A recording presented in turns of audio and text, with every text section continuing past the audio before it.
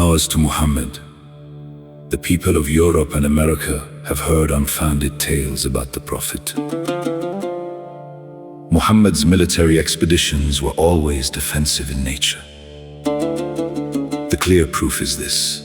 For 13 years, both he and his companions endured in Mecca the most intense persecutions and were the constant target of the darts of hatred.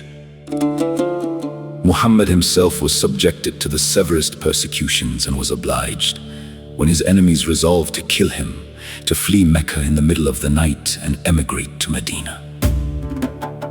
These Arab tribes were most barbarous and rapacious.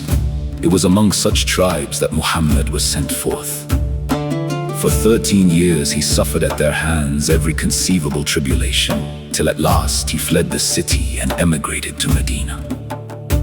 And yet, far from desisting, these people joined forces, raised an army, and attacked with the aim of exterminating every man, woman, and child among his followers. It was under such circumstances and against such people that Muhammad was forced to take up arms. This is the plain truth. We are not prompted by fanatical attachment, nor do we blindly seek to defend, but we examine and relate matters with fairness. Muhammad never fought against the Christians. On the contrary, he treated them with consideration and accorded them complete freedom.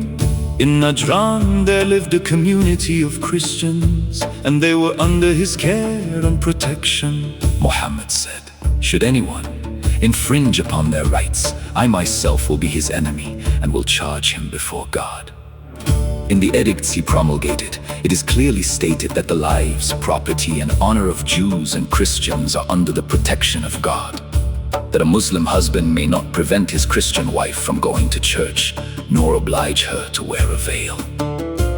Briefly, Muhammad appeared in the desert of Hijaz in the Arabian Peninsula, which was a treeless and barren wilderness, sandy, desolate in the extreme, and in some places, such as Mecca and Medina, exceedingly hot. Its inhabitants were nomads, had the morals and manners of desert dwellers, and were entirely bereft of knowledge and learning. Even Muhammad himself was illiterate, and the Quran was originally written upon the blade bones of sheep or on palm leaves.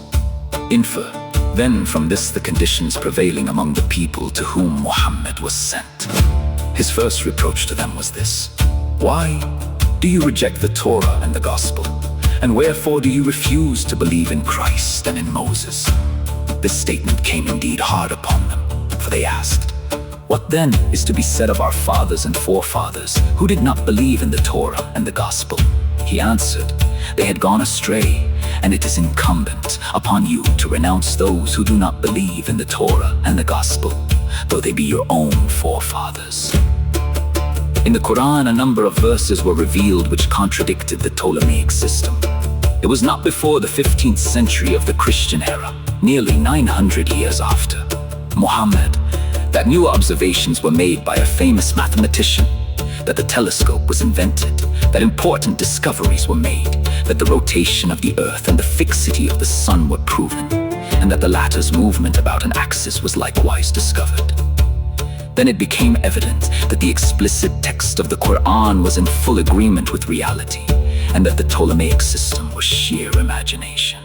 In short, multitudes of Eastern peoples were reared for 13 centuries under the shadow of the Muhammadan faith during the Middle Ages, while Europe had sunk to the lowest depths of barbarity.